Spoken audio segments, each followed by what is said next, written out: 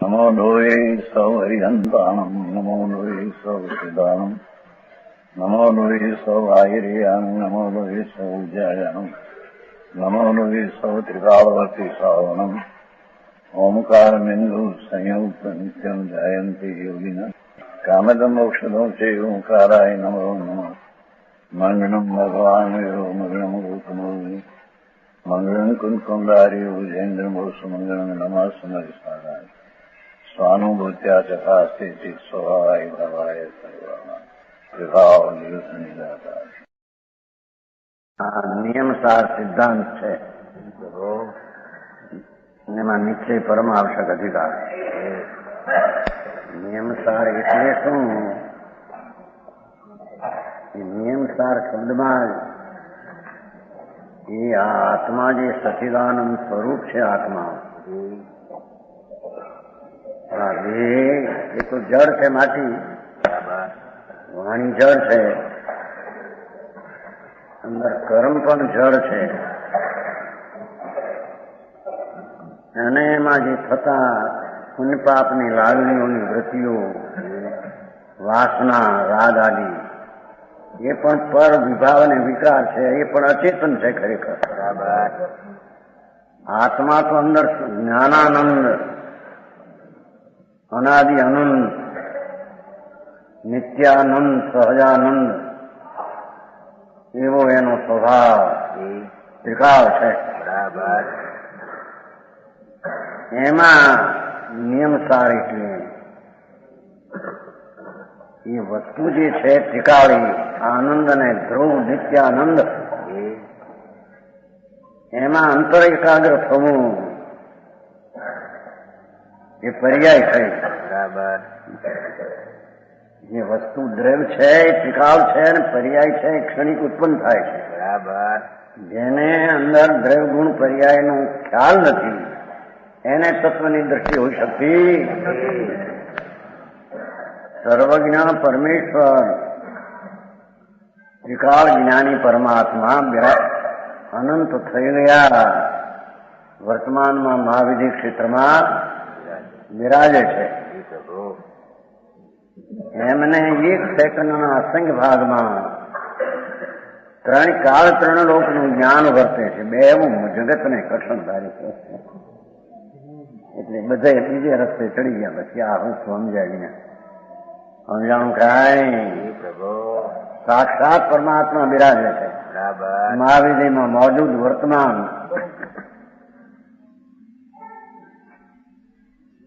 એમના જ્ઞાનમાં ત્રણ કાળ ત્રણ લોક જણાણા. એ પેલું આવી ગયું ને ભાઈ 155માં 155 ગાથા. આપણે 56 છે પણ 55 માં આવી ગયું. અરહંતના મુખારબિંદથી નીકળેલ સમસ્ત પદાર્થો, પણ હજી તો સર્વજ્ઞ છે કે નહીં એની ખાતરી નથી. સર્વજ્ઞ હોઈ શકે? એક આત્મામાં એક સમયમાં ત્રણ કાળ ત્રણ લોકને જાણવું એવું બની શકે? આવા તો હજી શબ્દના ઠેકાણા મળે. એટલે આત્મા આવડો મોટો છે એની એને ખબર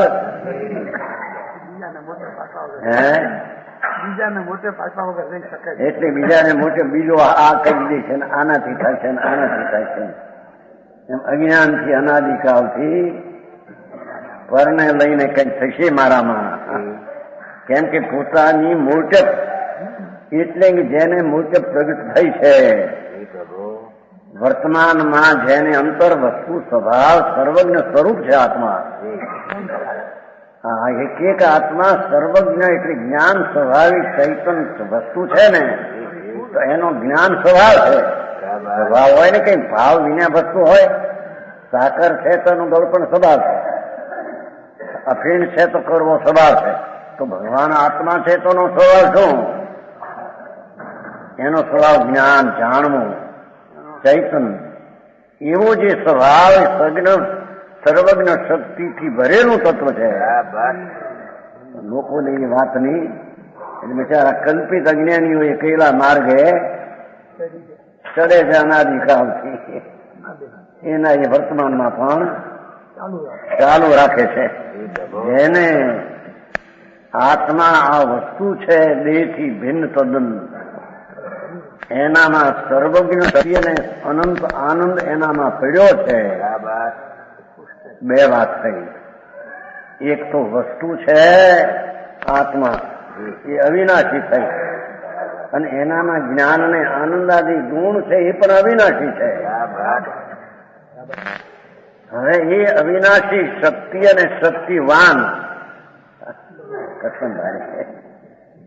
શક્તિ એની ગુણ અને શક્તિવાન એ વસ્તુ દ્રવ્ય પદાર્થ વસ્તુ, એ વસ્તુ છે એ શક્તિવાન છે, અને એના ગુણ છે એ શક્તિ છે.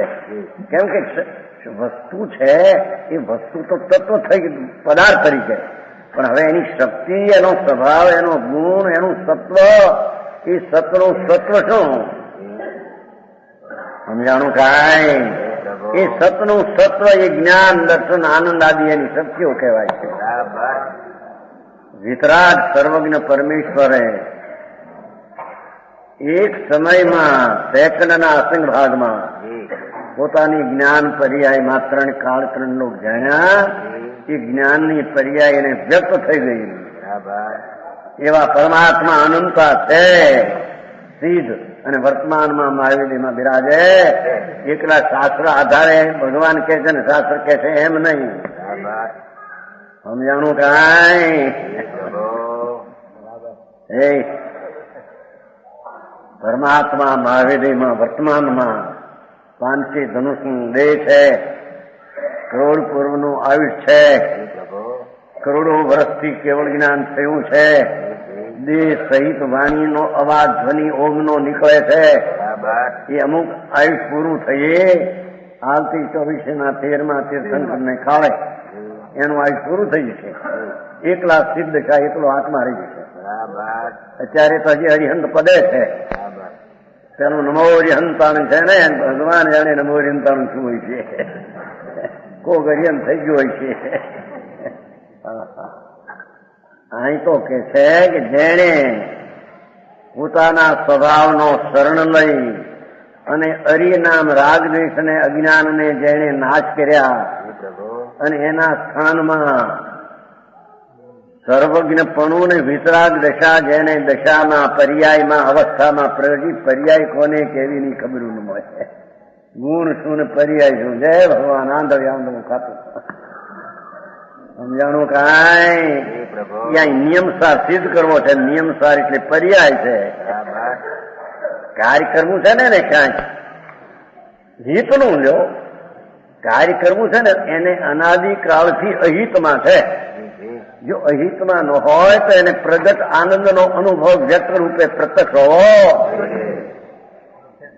ન્યાય સમજાય છે કાંઈ? એની જો દશામાં અહિતપણું જો ન હોય તો એને હિતપણાનું, પ્રગટપણાનો આનંદ, અતિન્દ્રિય સ્વાદ એને આવવો. એનો અભાવ છે એટલે અહિતમાં છે. કઈક સમજવા માંગે છે ને, ગમે તે પ્રકારથી પણ સમજવા તો માંગે છે ને. એનો અર્થ કે નથી સમજી લો એવી એક એની દશા છે. એમાં એને સમજવું છે, એ દશા બીજી છે. સમજાણું કાંઈ? અણસમજણની દશાનો નાશ થઈ અને સમજણની દશા પ્રગટ થાય, એ દશામાં હોય છે. એની પર્યાય હાલતમાં હોય છે. જો આવું ન હોય તો, હાલત ન હોય તો કાર્ય બની શકે. અને એ કાર્યનું કારણ ત્રિકાળી દ્રવ્ય અને ગુણ વસ્તુ છે, પદાર્થ છે ને, વસ્તુ છે ને, અસ્થિ છે કે નહીં? છે એવું તત્વ છે કે નથી એવું એ છે? તો છે એવું તત્વ, એમાં અનંત જ્ઞાન દર્શન આદિના સ્વભાવ હોય, એ માપ વિનાની શક્તિ હોય. ન્યાય લોજિક થી તો એને સમજવું પડશે કે નહીં? જેનો સ્વભાવ હોય એને હદ ને માપ ન હોય, જેનો સ્વભાવ હોય વિપરીત ન હોય, જેનો સ્વભાવ હોય ઊંચો. એટલે એનો અર્થ એ થઈ ગયો કે વસ્તુ જે ભગવાન આત્મા, એમાં જ્ઞાન દર્શન આનંદ આદિ પરિપૂર્ણ છે. ગુણ રૂપે, શક્તિ રૂપે, સત્વ રૂપે, ભાવવાનના ભાવ રૂપે. બે વાત થઈ. દ્રવ્ય ભાવવાન છે વસ્તુ, અને એનો ભાવ દર્શન જ્ઞાની, એનો ભાવ એટલે ગુણ થયો. હવે એમાંથી નિયમસાર કાઢવું થાય. નિયમસાર પાર છે ને શબ્દ, એમ કઈ શબ્દ છે એનો અર્થ પણ ભાવ સમજવો જોઈએ ને. નિયમ એટલે જે ત્રિકાળી ભગવાન આત્મા અને ત્રિકાળી ધ્રુવ વસ્તુ છે ને, અવિનાશી છે ને, અને એની શક્તિઓ પર જેવું પોતે નિત્ય છે એવી શક્તિઓ પણ નિત્ય ભાવવાન નિત્ય તો ભાવ નિત્ય. હવે એમાં વર્તમાન દશામાં એને અહિતપણું ને અજ્ઞાન છે. કેમ કે એના પોતાની જાત શું છે એની એને ખબર નથી, અને જ્ઞાની એને મળ્યા નથી, અને એને જ્ઞાનીની સેવાથી આત્મા શું ચીજ છે સર્વજ્ઞ કહેલો એને ખબર નથી. બરાબર. એથી એની પર્યાયમાં રાગ અને પુણ્યની વિકલ્પ દશા અને એક સમયની પ્રગટ અવસ્થા, એ હું એની દ્રષ્ટિ ત્યાં અનાદિની પડી. સમજાણું કાંઈ સમજણ નહીં? આ તો જરી લોજિક થી આવ્યું. જરી ભારે કઠિન જગત ને એ વસ્તુ એક એક આત્માઓ, કે જે વસ્તુ છે એમાં અનંતી શક્તિઓ વસેલી છે, રહેલી છે. શક્તિઓ તેમાં શક્તિવાનમાં રહી છે. બરાબર. કાલ તો વળી બીજો ભાઈ અનંત ધર્મોમાં રહેલો ધર્મ એની વાત છે. અરે જૈન દર્શનનું શું તત્વ છે એ સંપ્રદાયને સાંભળવા મળ્યું નથી. બરાબર. આ કવિયાર કરો, રોટલા ન ખાવ, અપ્પા કરો, આ કરવું, સામાય કુવા કરો, એ ક્રિયા જૈન દર્શન, એ જૈન દર્શન જ નથી. જૈન સમજતો નથી.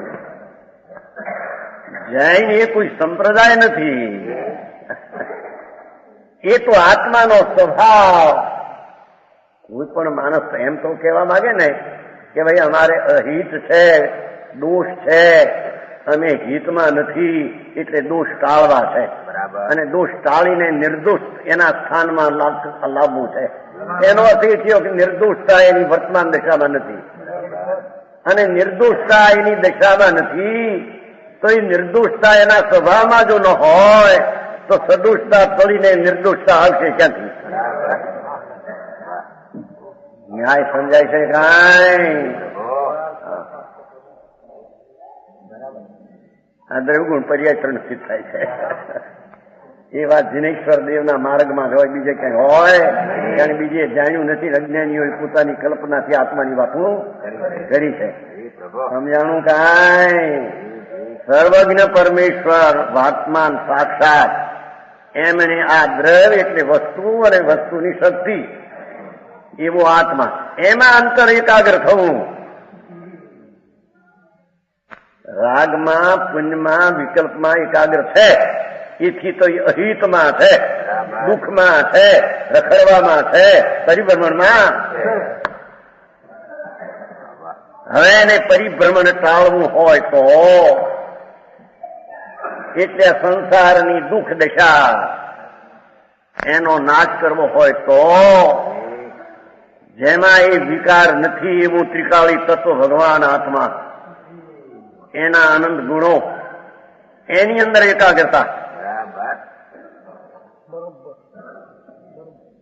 ન્યાય સમજાય? વસ્તુ આવી છે, આમ જ વસ્તુ હોય, નહીતર બીજી રીતે વસ્તુ સાબિત થઈ શકે?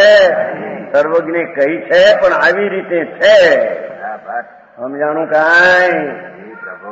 એવો જે આત્મા ત્રિકાળી અનંત ને આનંદ ને જ્ઞાનનો ભંડાર, એમાં વર્તમાનમાં અહિતપણું અનિયમસાર છે.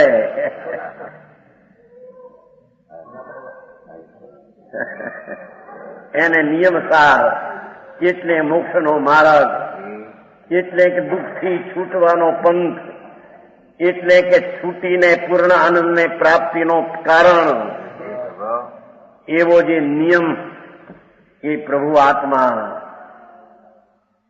55 માં આવી ગયું. બધું પોતે દુનિયાની દરકાર છોડી, દુનિયા શું કહેશે, દુનિયા શું માનશે, એ તો દુનિયા અનાદિથી અજ્ઞાનમાં પડી છે. નહીં તને નહીં ગણે, તને નહીં માને. એ પશુ છે જગતના પ્રાણી બચારા. મોટા પંડિત થઈને ફરતા હોય તો બધા ઢોર જેવા છે.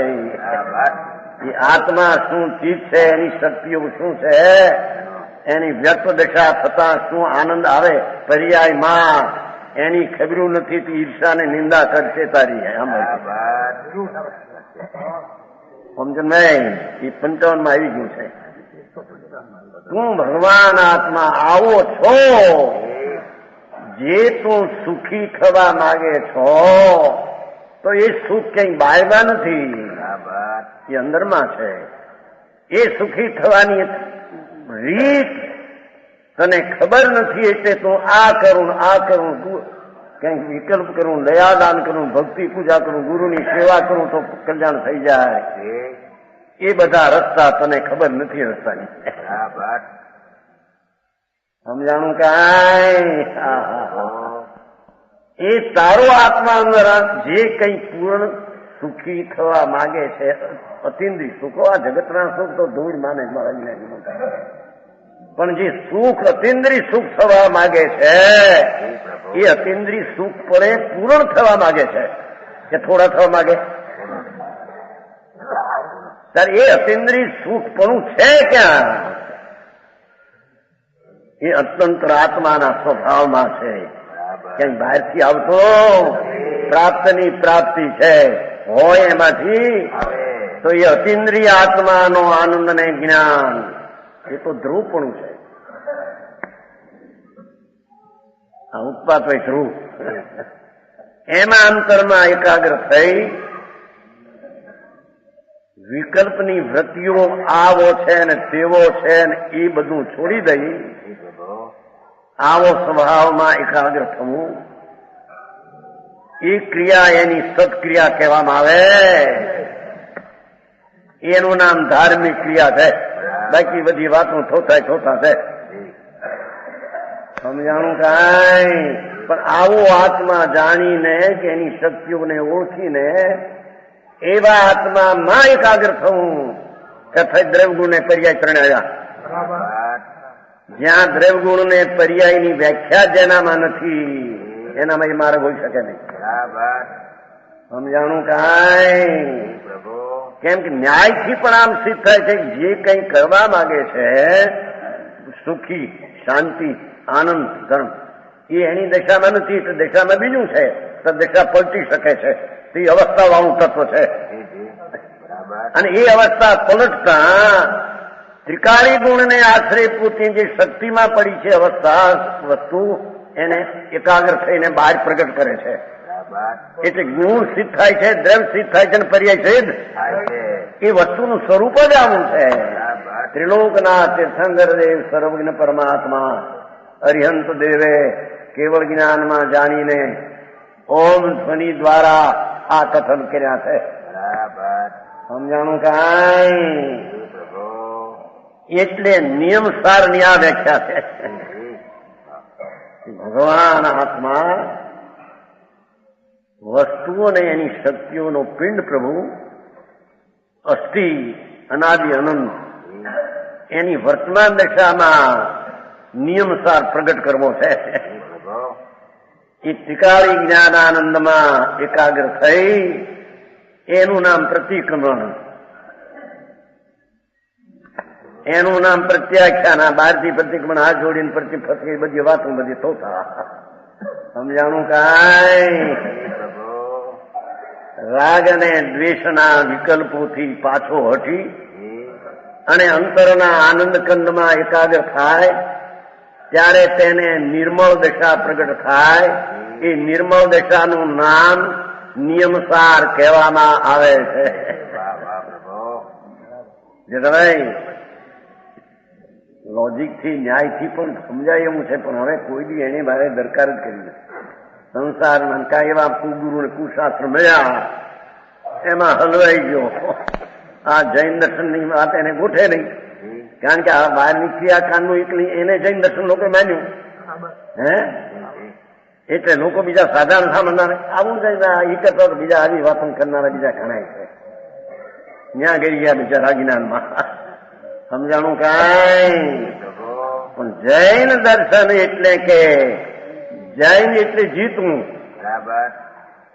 એ જીતવાના ધ્વનિ ઉઠે છે આટલો કે રાગ અને દ્વેષ અને અજ્ઞાન અને તાળવા એટલે કે છે અસ્થિ છે એને તાળવા અને એને સ્થાનમાં વિતરાગતા અને સર્વજ્ઞતા પ્રગટ કરવી.